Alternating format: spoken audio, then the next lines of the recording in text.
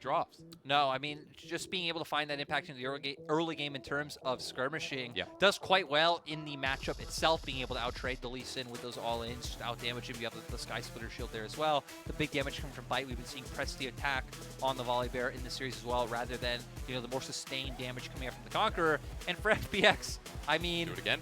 Yeah, just keep doing the Aphelios. It's worked out for you. Lwx looking extremely competent on this champion. And for EDG, I just wonder if we're going to see maybe a throwback to something like the Jinx, which we haven't seen yet this series. Again, the early game was nerfed. The mana cost on the Rockets and the early game range as well hasn't really stopped the rest of the world from pulling it out, though. But we know Viper as well. His champion build is extensive, right? We saw Ziggs in game number 1. We've seen Ezreal come out of him when no one else has been really willing to play it. You pull out this pick that in 12.5B has had adjustments, but even with the nerfs coming through, it looks like Viper's going to show us again if it's still too good.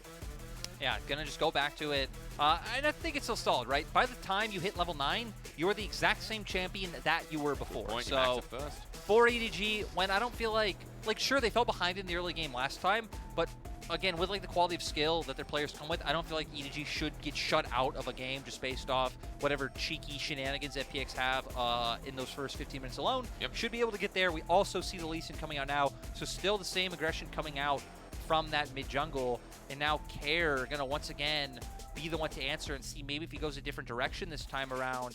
Champions we've seen him play in the LPL are things like the Silas, we've had the Akali come out, the Vex really are the standouts. Everything else has been banned that we've seen. Again, huge Ahri player, not only his most played in LPL, it's his most played in solo queue and has double the amount of games of the next pick. Which is why you see EDG like, okay, we've got to keep respect banning this here, always in the first phase. This game, no difference. So FPX have not gone with their mid lane pick here in the first rotation. It looks like it's going to be hung on the Thresh again. And it's exciting for me because I love the Thresh in the last game. It's so pivotal. But now for FPX, there's some mid lane bans coming their way, surely.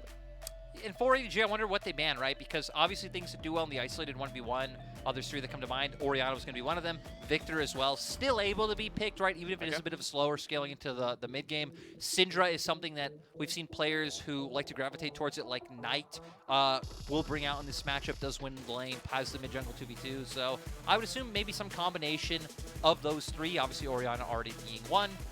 And for FPX now, taking away some of these more safe support picks down the bottom side. Tahm Kench, very good, especially when FPX's composition so far have very heavily relied on single target CC engage, which Tahm Kench post 6 just counters so well. Very, very true. On the other side, FPX, if we get a cannon ban here, Lyric, I'm going to ask you a little bit more because obviously with mid already chosen up here, getting a care on something and then maybe counter-picking for xiaolaohu seems to be the direction here. And what would you pivot there? So I think EDG are trying to push him into the Jayce with the fact that Tryndamere is now banned. I was going to say Gnar. I think that makes my mind gravitate towards things. The Kennen ban makes me gravitate towards things like the Gnar, towards things like the Gwen, which obviously has been nerfed, but we still did see it get played yesterday. But FPX not going to fall for the bait, well, what they're assuming is a bait of the Tryndamere ban trying to force him into the Jayce. Instead, going to go to the mid lane option and get a counter pick up for xiaolaohu in top side. You think it's so far out the box of trying to follow you there. With the Veigar locked in, we get the top lane counter pick. But, you know, something that has only really been seen against the Ahri matchup most of the time.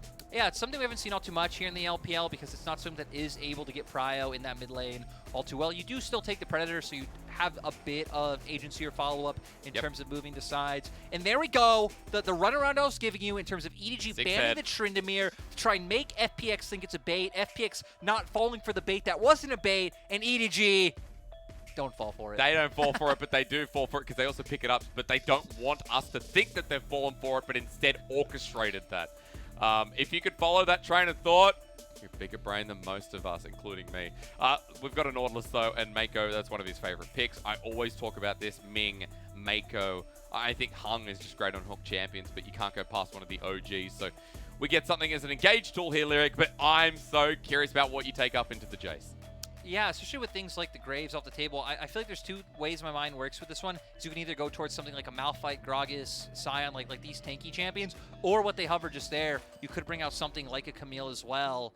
Be a bit of a more volatile laning phase. It does give you, more single target lockdown, gives you flank, gives you side lane. I feel like that fits xiaolaohu's playstyle a lot more than the tank options that maybe you'd see a team like RA pulled it out yesterday, or a team like Weibo would love to gravitate towards. So now how do you operate this comp from FPX? because we have very different side laners here from Care and xiaolaohu.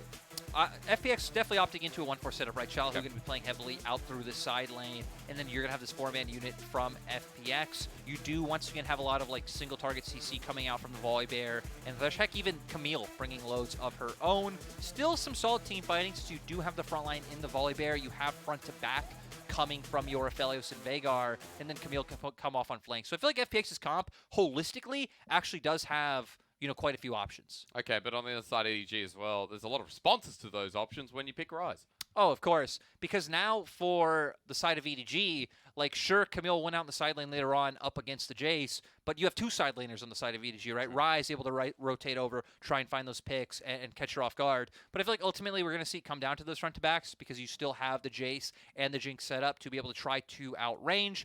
Even though Veigar's cage has, you know, decently, like, big radius and range, overall still does struggle quite heavily against ranged champions since you can't get your damage off against things like Jinx or Jayce later on in the game. Yeah, very, very true. I mean, again, we haven't seen much Veigar here in the LPL, so it is a big pick for FPX to pull out for this third game after they struggled to close out game number 2, but in 40-minute fashion, at least we do get an even series. I mean, EDG versus FPX might not be the same grand final from summer, but it still holds the same weight. Everything on the line, but this time it is for elimination and then to survive and go through. Like, I can't believe this is our round 1 matchup. Our 7th seed EDG versus FPX. We go into a game 3 at even standing. Very different drafts here as well, Lyric. And I'm going to be relying on you a lot for this one because, again, for EDG, we return to something like the Jinx here. We have Scout on his pick that owned in game number 1. And I'm curious to see what lane we pay attention to here in the early game. Yeah, for the side of EDG, I think it's quite hard to maybe like find setup in terms of playing towards your top side early on. Flandre will have push. xiaolaohu, you know, again, playing close to his turret, has the setup in the all-in available with Khalid, and I think their 2v2 is quite strong. Probably going to be looking towards mid instead. Quite an immobile mid lane champion coming out from Care. You have the setup in the root coming out from Ryze. And if you can't find the gank, you can at least try and hover to get him pressure to find those roams. And, you know, probably enable Flandre. It seems like this series, despite us coming in, focusing on bot lane, it's going to be a very top-side-oriented series today. Strange, isn't it? I mean, Lwx and Hung, in their 2v2, we've seen limited aggression there too as well. Like, even in the 1v1 Lyric, Lwx and Viper kind of just farming it out through the last game when Herald play was focused on by the other 4 core. And it changes. Again, I was saying that earlier on. In the LPL, we always talk up these amazing narratives through the regular season, but it feels like when we get into playoffs, there are just these adjustments that we don't see coming. And it's just one of those things, even going back to, like, win cons, right, in the game. I mean, FPX and EDG are watching each other's VODs coming into the series, right? Like they know what to expect. They're going to change it up depending on the other's tendencies. And even if we're not going to see a whole lot of jungle pressure put down towards this bottom side, though, it does look like Jiejie is going to end up around a bot. We still know the 2v2 duos really like to see that action, like we saw in Game 2. Yeah, that's right. They're going for it as well. Meiko, I believe that's assist there. I'll get some clarification, but has been in the LPL since 2015, so... Oh, game. 700th game. I was going to say, if it's 700 assists, I wonder what the timeline would be. Yeah. I mean, throughout his career, he's definitely way above that. Maybe could have been split, but even that would have been really weird. He has the most games in the LPL. Meiko was 700 in total first, so congratulations. That's kind of that's a very big deal considering we have people like Uzi back in the league up until recently. So, and we even think about when Meiko came in, right, back in the day, playing with Deft and Pawn on that iteration of EDG in Season 5. So, been around now for, my God, it's crazy. 2015, 7 years. It feels like that's only a few years ago. That's right. I mean, I still can't believe it. I still remember the Mordekaiser Worlds meta. You're able to get the Dragon alongside you. Darius was there on the top side. Those were not the good times, according to a lot of people, but they were interesting. One of the worst metas, as people say. Well, I mean, the patch did come like right before Worlds, so you know, obviously we've taken some key learnings from those days. As we can see now. EDG having pressured all 3 lanes early on in the game. Jiejie going to try and find a way onto Lwx, who's walking really far forward. Hung doing the same as well in the brush. Meiko anchoring around for a dredge line, but he's not going to pull it off. FPX have pushing wave as well, Lyric, so Jiejie seems like he's staying nearby, and this is what Jiejie does. We were talking a lot about this at the start of the day, where Jiejie will often hover and try and build a bridge in one of the lanes with his versatility. Yeah, and I suspect he's playing around this bot side because of the fact that we hit on for 2v2's top. I think FPX do come out ahead. Sure, Flandre is able to get prio by himself, having the range advantage, but if Jiejie path up there, Clid matches him. You have so much burst and lockdown. Cage is out. Scout might have to flash this one. Clid's coming in and forces him out.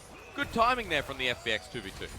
FPX looking for it, and Clid, even though we do say he loves to put pressure around bottom side, I mean, Clid just loves action in general. Clid willing to gank any lane that does have the setup Scout. Not going to miss out on anything other than the flash. At least going to be able to pick up all of these minions. Will have a CS advantage over Care once this one is finished out. Yep. And Jiejie not giving up on Meiko and Viper's lane. Clid's in the river, but he won't be nearby. Trench line a bit short. FPX playing it close, but that's what we love about them. Yeah, not able to find it for the side of EDG. Could have been crucial, could have at least burned some summoners, but with where Jiejie was, it probably would have amounted into some kills. And now defaulting back to a bit of a standard setup. And even like as we look through this early game, right, you think of things like scaling. I mean, both sides have tools. You have Camille, you have Veigar on one side, you have the Jinx on the opposite. And sure, again, Jinx nerfed. Rocket mana cost, rocket range down early. Late game, still the same massive carry that she has always been. Still huge, so Viper will wait for that point, because for now, the early game is one in contention. It's Clid waiting down in the brushes. FPX are pushing wave here as well, and I guess just making sure that nothing happens to the bottom lane, and Clid backs away in the end as well. And Lwx, here in this early game, I want to ask a couple more questions about what Clid has to do here, because we talked a lot about the 1-4 setup. We talked about how volatile Care can be here on this mid lane matchup. Clid has paid attention towards mid. He forced out the flash from Scout. He got a summoner down early, so it feels like there are some openings. Yeah, I still just want to see Clid put some attention around the top side. Okay. Flandre went for the reset, so it's fine for now. But look, xiaolaohu's holding the wave close to home, so can easily turn that into a setup. But EDG reading that are not going to let it happen. Jiejie shows mid, helps Scout able to get the push, and now they're making their way up, potentially looking for a dive. He has the realm warp. He has the realm warp, but he's still walking it through. Clid spotting out Jiejie and Scout over a ward. The wave is coming back in as well, so Flandre can't get the full shove, and EDG just have to back away. Not able to go for it with Clid being here. I think, again, nice read coming out from both teams. EDG hoping they could find this for Clid. Being around this top side, I think he would have liked to look for a gank following Krugs, had this rotation not come up. But for EDG, this is what we're going to continue to see, right? Jiejie and Scout moving as a unit, guaranteeing each other push. Yep. And Care kind of being on the more reactionary end of being able to follow up. Does have boots, so does have the Predator to be able to look for this. As Jiejie shouldn't be able to find anything here, but looking at the minimap, Meiko being on top side as well seems to be giving Jiejie the confidence to look for this invade, just walking in two members' face. Classic Meiko roaming. We talked a lot about it in the first game on the Leona. Here on the Nautilus as well, something we'll keep track of, especially around Herald Lwx. A minute 10 till that comes up, and we have a lot of AoE to focus on around that, so I'll kind of be curious to get your take on what we see for setup. Now, still a little bit of time for the side of EDG. They've been able to guarantee push on the top side, so they at least have an easy avenue of being like, hey, we can push through top, Jiejie shove through mid, we have 3 members on the objective first, and now they'll have a window to get push in bot since Hung is roaming right now, so you could start to roam Meiko up, but instead, we actually see all members of EDG on bot side. Heck, all members of both teams being around the bottom side of the map right now. Well, let's get it going. I mean, it's Jiejie who's moving in without his level 6. Clid has his Stormbringer, so there's going to be a difference here. And as they move down, EDG are pushed out massively. Hung's running in. Jiejie still not spotted. The Dark Passage of Flash. He ends up getting Jiejie, and he's hit 6 off the wave too. The kick comes through. Jiejie, though, unable to get a response, but now as Lwx had so many shurikens to count and Viper without Super Mega Death Rocket, but here comes Scout with the Ryze and having the AoE. It's a dream, a match made in heaven. EDG firing back as quick as it started. And the difference having that prio push in mid lane can make, able to follow up with the Realm Warp, gets here, completely turns the play around. FPX had so much burst in the initial start of that fight, coming out with the W from Volibear. They're able to find the pick, but they can't translate it into anything. And now look at the minimap. EDG already were starting to make their way up towards the Herald, but the observers say, screw the minimap. We can see the fight. Hung going in. They didn't have a read that Jiejie was here, but they were still able to find the kill on Nautilus. I feel like, again, mostly coming from that burst damage coming out from Clid, his ultimate.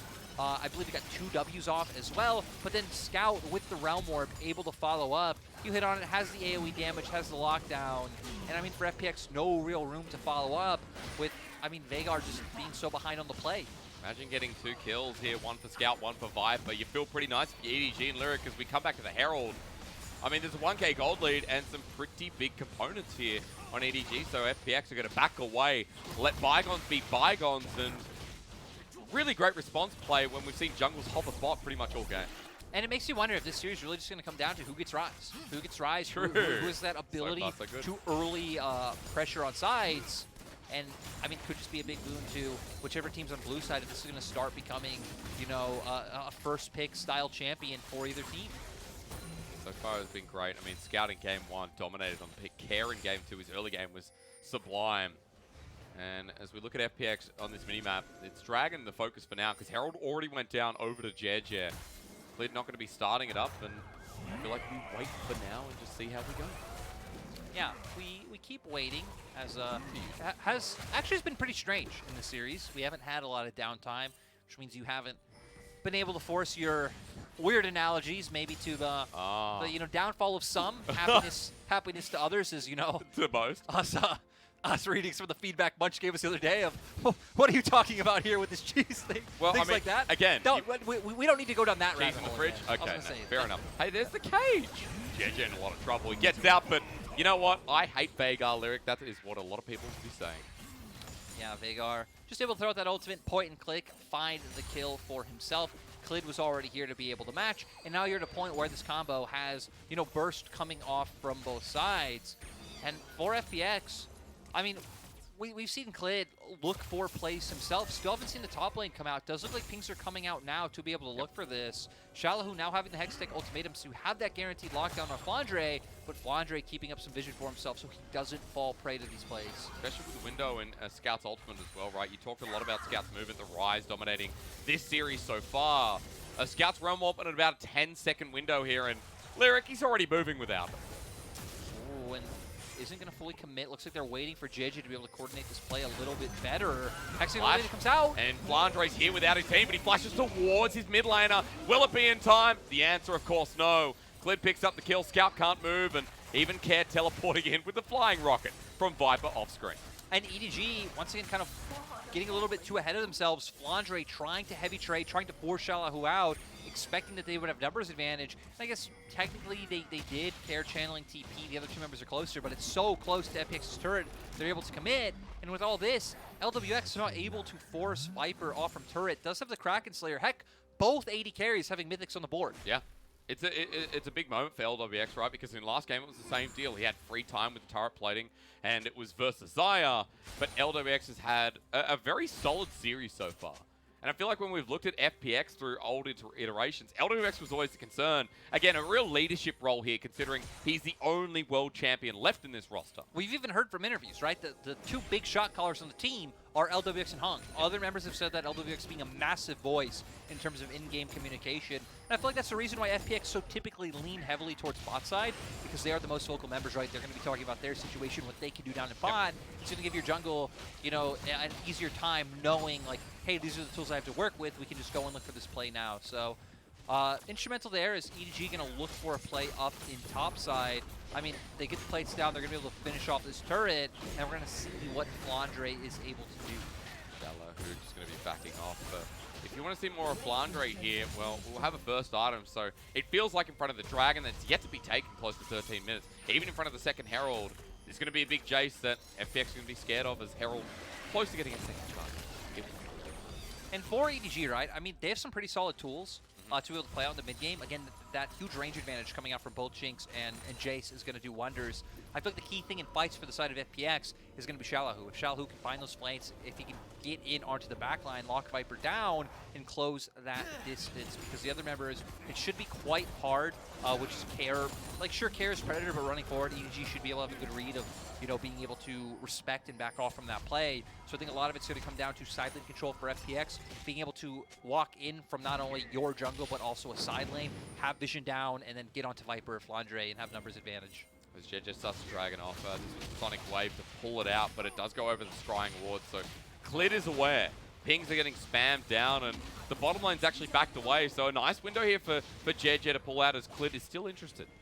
And for FPX, I don't think they should be able to get the Dragon now, but they can at least maybe get a better angle for a fight, considering that EDG are having to tank damage from the Dragon itself. As Clid goes in anyway, the smite comes down. Clid relying on Hung, a bit of a mistake. I was going to say, I don't feel like Clid was necessarily going in. You're waiting, you're posturing for the angle. And I mean, just really nice turn coming out from Meiko to be able to find the kill. Like you said, Clid relying on Hung, not able to get there in time with the Lantern. And now EDG, it's such an easy pivot down towards this bottom side. Even if you don't kill them, you can zone them off from the wave, be able to pick up another tower for yourself. And heck, Scout covering 2 lanes of the map was just top, now able to cover mid instead of even easier for this play. I mean, Viper's going to pick up the gold here as well, Lyric. First turret blood already picked up by EDG. Even if it doesn't go down now, as we see a Gravitum with a Moonlight Vigil to lock down from Lwx, but Hung won't go any further forward. EDG still hovered down here, and it's nice to see playing towards bottom lane here for EDG, and then Viper's on a champion that we know will carry towards a later game. Of course, being the insurance policy, and I love the way that EDG are setting up with the map right now, right? Because obviously breaking down a turret early on in the side lane could open up to like xiaolaohu, maybe holding the wave, trying to find, you know, a bit of a CS advantage for himself. But it opens you up opportunities, as we see Flandre can start roaming around the map, giving EDG numbers advantage to force these dives, force these picks in enemy jungle, and then you just have your mid laner rotate between the 2 waves, catching CS, answering. Of course, if FPX just commit to both their laners pushing, that could counteract that. You could find an advantage somewhere, but EDG's bot lane can very easily just pivot back to mid. So I feel like EDG played that last rotation very well, and now for FPX, they're going to answer by trying to make their way down towards bottom side to punish Viper. Look at their angle. I mean, everyone's here for the show, apart from xiaolaohu, FPX with the 4-man, and Viper now going to feel the wrath of Jinx. Traps a good force the flash. He burns Stone in response, doing damage, but everything's thrown at him. It's not an overkill if it's worth it. No, and this is a bit of a trade side coming out from FPX because they know that Rift Herald's up, so they know EDG naturally going to gravitate towards that side of the map for the objective. Viper overstaying to try to get the wave out, leaves them open to being punished by the side of FPX. So how much can they take off the back of this? The Herald from Jiejie as he gets behind enemy lines. FPX soloing out this turret, and Lwx gets the solo turret gold as well. So it will be shared between Flandre and Meiko, but still, it's 2 turrets to 1. It's FPX down about 1,000 gold here at the 15-minute mark. Remember that EDG picked up the first dragon as well, and Lyric, it is a good point with turrets opening up, sides extending as well, to kind of come back to what you said. Whee! Okay. You talked about the side lane for FPX. xiaolaohu hasn't really been focused this game. Only 1 assist to his name, but he does have the Trinity Force. And we do have a very, I guess, a longer top lane that he can play through and start pressuring. Like, we did hit on the 1-4, which I feel like is what we've seen a lot of come out from FPX. Yep. But the fact that they weren't able to find him any kind of advantage in the early game, I think it makes it a little bit mute at this stage of the game right now. Okay. Not able to find too much of a 1v1 advantage coming out. But as the game progresses, that's when you're going to see xiaolaohu, I think, have a lot more confidence walking up, being able to threaten Flandre with engages, give himself prio to be able to move, and then look for those flanks that we were setting on. Because I feel like this is when FPX's win condition really comes online, is the mid game from the Camille, from Clid to be able to go in and punishing the backline from EDG. And for EDG, I feel like it's a lot of the same, to where they have 2 lanes who can answer, like we said, big man, right? Scout able to go down towards that bot. You pull Care or some other member there to answer, and then you yourself can force in mid while the Veigar or, you know, whoever Lwx is under turret in that bot side. And I think it's important to note as well that Care has quite a lot of damage too, so he's pretty fed in this game. Worth mentioning who he matches will be quite nice for now, but Scout is unmatched in this side lane. It's a free turret from EDG, and FPX are just sitting around mid for the time being, not getting too much done. No, and this is actually one of the characteristics of FPX in a lot of their games, is that I feel like they put a lot into making sure Lwx and Hung can safely push out and take these mid waves. Scout Hovering around, Everfrost's going to be used here. Ulti from Clid as well, but Scout going golden, a bit of burst damage following through. FPX have to get out of there as Scout hits him on the return path. Herald being used as well. Look at where the rest of FPX are. Yeah, great rotation coming out from EDG. The resets coming out, they're not going to be able to answer. This is supposed to be a free turret for the side of Edward Gaming. Even xiaolaohu going for the back, so you're not able to pivot up towards top. Dragging up in 40 seconds, so you're able to control, you know, the vision down towards the bottom half of the map. And for EDG, I feel like they're in a really good position where we have come pretty late into the game in terms of Drakes. Yep. But still, I mean, it's not going to stop EDG, especially when both sides do have some pretty decent damage going, you know, longer into the game. But, you know, going away from damage, Winter, picked up by Scout. Yeah, so second item here. It's going to be fully stacked in about 60 amount of time as well. So as that turret goes down, I mean, it's nice to talk about EDG's, I guess, is it macros, an overused word in esports casting, but it does feel like pulling FPX around the map and having some very intelligent plays has pushed them into this close to 3K gold lead. I think it's just a difference in being able to play 3 lanes in their composition versus FPXs who can really only play 2 effectively. They do get on Dragon first. And they started up, and Jiejie's in the middle of the cage. Dragon goes down, Sonic Wave connects after the fact, and FPX will pick up the objective. It's 1 for 1. And there's no mid lane turret to take here, so for EDG, they just move to the inner track. It is being pinged out, though, as I say that. This will still be nicer, right? Because you have Flandre off in the squadron in the jungle. He can throw an accelerated shot glass. Viper already having the angle. That's a lot. There's a lot of damage to poke it down now. Ultra come through here from Lwx. A bit of burst damage as a response as Care finds Meiko, presses the old button. Turret as a response. Support drops to the dirt. And look at xiaolaohu on the bottom side. So now fully committing to the 1-4, pushing on this tower, at least going to deny some CS. From Scout, who looks like he's starting to roam down now, does have the Realm Warp, so I'm wrong. Not really going to miss too much CS. And actually, this could turn. Hook shots there, and unfortunately, I've just been watching champions that are not Camille, so Scout's not going to get him, but at the very least, stopping the turret push any further. And very interesting, right, that FPX up in kills coming from a lot of the early aggression we've seen, or I'll even say the oversteps coming out from the side of FPX, because we've seen, I believe it was both Jiejie and Meiko just kind of be punished a little bit from Cares and Veigar just being able to push that ultimate and find the picks. But EDG, 3,000 gold lead from the, again, pulling FPX around the map. We see here, sure, they give up Dragon, but able to get the inside track on the mid lane to get some damage down onto this turret. But Meiko gets caught by the cage. It happens. He goes down. EDG still got their objective. Cares on 3 kills, by the way. I think, again, worth mentioning here with the Sonic Hourglass, but excuse me. It has just been a turret-taking game for Edward Game. It's 5-1 on turrets, and worth to mention that that is also the gold score coming through now. Lyric, we're at 20 minutes. We have a Baron buff available. We have 2 items.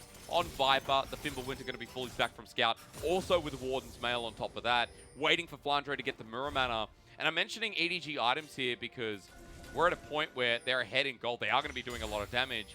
And you talked to me about how this comp operates, and I want to bring it back a little bit here, where we have Viper as the late game assurance that is in a very good place at this point in the game. And I mean, for EDG, right, they're still able to keep control over mid-wave as long as they do have those numbers there. Flandre pushing up top to make sure they're able to do that. And then, again, the nice thing about EDG's comp is that they can play the whole map, and they're doing that right now with Scout answering down in the bottom side. They have the top wave set up to push now. Eventually, that'll go a bit deeper. Someone like Care is going to have to go and answer that. You can start looking more aggressively for these picks. Or even fine in scenarios like this where you're just both staring at each other, contesting mid-wave, because of what we just saw there. Flandre able to throw out the accelerated shot blast. I feel like the agency's a lot more on FPX to be the one to look for a pick. It's not too urgent in the sense of like, hey, again, our champions don't do damage in the late game. It's like, hey, just EDG have no need to. They have the range. But in terms of raw FPX, I mean, if you're talking about mid-game decision-making, I think Game 2 was very obvious for our viewers that this was a team that really struggled to make up their mind on what they wanted to do. I mean, Game 2 is almost when EDG came back in the 20 to 35-minute mark. Oh, of course. And for FPX, I mean, they don't look incredibly decisive, right, once we get to that mid-game stage. Yep. It really feels like the only decisive member is Hung, but a champion like Thresh, right, still very skill shot dependent. Got to be able to find that hook on the right target. If you find a hook onto Meiko and like the whole team's around, you can't follow it through. So it feels like that could be biting them a little bit with the fact that they haven't been able to find a sizable lead. If you find a sizable lead with this composition, you can't walk in as EDG. I mean, Cage to control space in enemy jungle. The vision coming from Thresh to threaten a death sentence. Camille can be wrapped around a corner, but when it's behind, it feels like it loses a lot of steam in terms of finding the engage, finding the setup. And we can give FPX a benefit of the doubt for this game, right? Because they have shown us a really good early game in game number 2. They have challenged the world champions of last year. FPX already taking us to an even state in game number 3. However, in the game itself, EDG have an advantage still. We're a minute away from the Dragon Lyric. We've had a very slow Dragon game as well. Baron sitting up there in live, but I want to draw your attention to the vision now. We can't do the fun stuff. I know in LEC they'll say, observers, take us up here. I'll say, chat, bring your eyes to the bottom right corner. Look at the vision around Baron. FPX have literally, you know, in the streets, when it's Christmas time, there's those special streets in like each country that have the Christmas lights going. it's literally that magical street up towards Baron. Look, I've always had this idea to put a bunch of lawn gnomes in like one of my friends' rooms from the wake up and they get surprised. That's like that. True. It's just an army of lawn gnomes sat right in front of the Baron. It'd be phenomenal. I should do that to you one day. That would be terrifying, I'll be honest. It feels like something out of... there was that David Bowie movie with all the gremlins. I forgot what that was called. Oh, yeah. Back in the 2000s. Even before that, I think it was a 90s movie. It was very good. Labyrinth. Is it Labyrinth? Yes, I think so. I think you're right. And I've seen a lot of, like, I've played Five Nights at Freddy. To me, that would just scare the crap out of me, I'm not going to lie. Hey, with Dragon here, Lyric, I'll give you one opportunity to tell us what's going on. So we see that, again, EDG controls space first and bottom side. FPX cannot just walk in, especially with the fact that EDG push bot, since xiaolaohu can't flank. So they have to pivot up towards Baron to try to pull them away from Dragon. The sad thing is EDG didn't fall from it. Yeah. Flandre doing Dragon himself. I mean, everything missed, right? The blue buff contested will be taken here by Cleared, but for EDG, Meiko's not going to be called out. It was Hung sending out the hook, Care with the cage. FPX can't draw them in close enough. It's the Dragon take here, and I guess a worthy attempt for FPX using their gnome advantage. Yeah. Oh, wait. Okay. Hey, it's nothing. Wait. Yes, it is. Oh, because it's Veigar. Care nukes Jiejie. Will the health advantage or disadvantage be enough to dissuade them? Oh, I don't know. Care even having TP, they want to go for it. They don't see a better angle to try and force a fight of EDG coming into them. I want to say that pig. Okay, oh, Hung again. The flash comes out from Flandre and suddenly action strikes. We get into a choke though and Scout's there. Death Rocket good. Cleared on top of the cage, but it's his own. As jumping forward to xiaolaohu, but he's too deep. Scout a tank, an absolute fridge, and xiaolaohu's the magnet. As the cage goes down again, he flashes away. It's chaos ensuing, and Lyric, all of a sudden, they all want to fight. Yeah, EDG, I mean, trying to force away on a Baron. Hung finds the hook. They think they have it. But again, EDG able to dissuade. Accelerate shot class coming out. The Jinx throwing out damage. They can't just walk in. Still able to pull it through with some kills. But ultimately, we end up in the same map state that we were before. Yeah, so we're going to do round 2, round 3. A 3K gold lead still there. You're exactly right. And at the very least for EDG, after pushing them off, they will clear some of that vision that was lighting up the territory. Lyric, walk me through again. We start all the way around the rack. Yeah, we start with Hung throwing out the hook, but the more critical thing is, like you said, the cage coming through. They're able to burst him out incredibly fast. I hate this champion. Follow through with the ultimate from Nautilus, and FPX have the idea of, hey, again, we need to force fight now. We need to try and find these picks, bring them into us. They do that. Hung finding a really nice hook. Flandre critically flashes the Moonlight Vigil. Could have just been deleted on their side. And then this is where it gets hard for FPX, in my opinion. Walking into this like little choke point. Nice flame chompers by Viper there, because you see Viper able to put off damage to the autos. Accelerate shot blast from FPX to zone them out. But Scout walking up and getting split off by the cage is what gives an opportunity for FPX to find one more kill under their belts. Care's been playing really well this series. The most questionable member of FPX, if you didn't tune in for the start of our broadcast, remember that this is the guy that replaced Gory. Him and Cleared have been playing so well together, Care I'm talking about, and in this game has been the hold here as Cleared and xiaolaohu might be called out. We've got a Realm Warp up on the top side, the kick flash, nice from Jiejie. Ultimatum to buy time, but it won't do anything of the sort. EDG with a proactive play thanks to this awesome Ryze pick. And it's just been doing so much now. It looks like the other team that's going to pivot towards the Baron. Just keep trying to zone them off with that poke. And for FPX, a lot's going to be onto Clid. Care as well can do so much in a concentrated space like this. All of them grouped up, put down the cage, try and find that guaranteed damage, and sets up for a huge Moonlight Vigil from Lwx. Event Horizon available, that Primordial Burst from Care 2. Watch out, even in 4 vs 5, they're jumping in. Care with the cage down, Everfrost, but he's going to be knocked up, but not before nuking down Meiko. Care jumped in on, but Jiejie can't finish the job. He kites back, he puts the Horizon down again, but Scout flushes forward. FPX on the run as Viper gets a reset, and EDG turn to burn. And you can see what FPX are going for. Again, they understand EDG grouped up in this close-knit space. Care able to throw at the cage. You have the Moonlight Vigil, but EDG still having that range to play off of. And Scout, I mean, again, just tremendous performance coming out in the day. Flashing forward, guaranteeing a lot of these kills. EDG picking up the Baron. And EDG have kind of struggled, right? EDG have had a massive gold lead for the past 10 minutes. Sure. But finally able to find a window to translate it into something that'll really move the cogs of the game forward. We see here, cage comes out, no one really falling for it. Jiejie is trapped in the pit, but Meiko, the one being taken down, you wasted, full Veigar combo on that, now having no damage to follow up. Sure, you're able to, you know, get that one kill, but now for EDG having the turn potential Viper, putting down the damage the whole time, Flandre hits some really nice accelerate shock blasts, and for FPX, your kind of team fight duo lost a lot of steam after the initial burst. As xiaolaohu almost gets caught out again. Further to that point, I mean, the burst came through. I just noticed that Care tried to get out with the Dark Passage. Chompers from Viper again in the perfect place. So really big props to the individual members of EDG, and that's what this was about. This team that is so individually skilled, even within these fights, showing up massive. It's a 6k gold lead, and so we have gotten past that stalemate that you were talking about for EDG. They're doing more with this gold lead now, and as they transition up the mid lane with Baron, Lyric, this is going to be an onslaught with Scout in the bottom lane as well. Oh yeah, they're going to be able to do so much. You can see FPX are kind of conceding that they can't do anything with the fact that xiaolaohu is pushing up in top side. So FPX actually having a numbers advantage on the bottom half of the map with the fact that they have Baron buff means that FPX don't have the answer of just trying to all in one side unless Scout really egregiously oversteps, because you'll never outman the mid lane core coming out from EDG. I mean, even against Care, look at that. The Everfrost for Everfrost while Jiejie does the Dragon. So they pull off for now, trying to get closer towards the base. At the very least, FPX hold on, but I mean, Scout is just an absolute monster, and we'll make sure that this top lane turret doesn't go to xiaolaohu. I even want to point out the fact that, you know, this happened maybe 5-10 minutes ago of Meiko picking up the locket. Yep.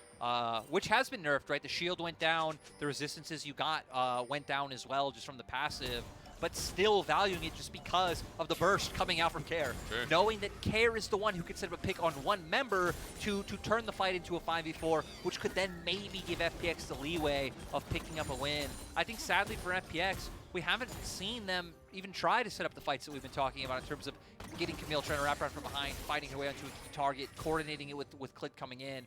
And I think some of that even falls down to the fact that they didn't really invest anything into him early to get him ahead. As Flandre. It was flash. Click burned his own, but now Flandre exposed a little bit here. But EDG are working on another side of the map while FPX is still committing to mid. Realm Warp's going to be used. That brings him instantly to the Nexus turret. FPX, you have to go back. I mean, for EDG, they're going to be able to get an inhibitor off this.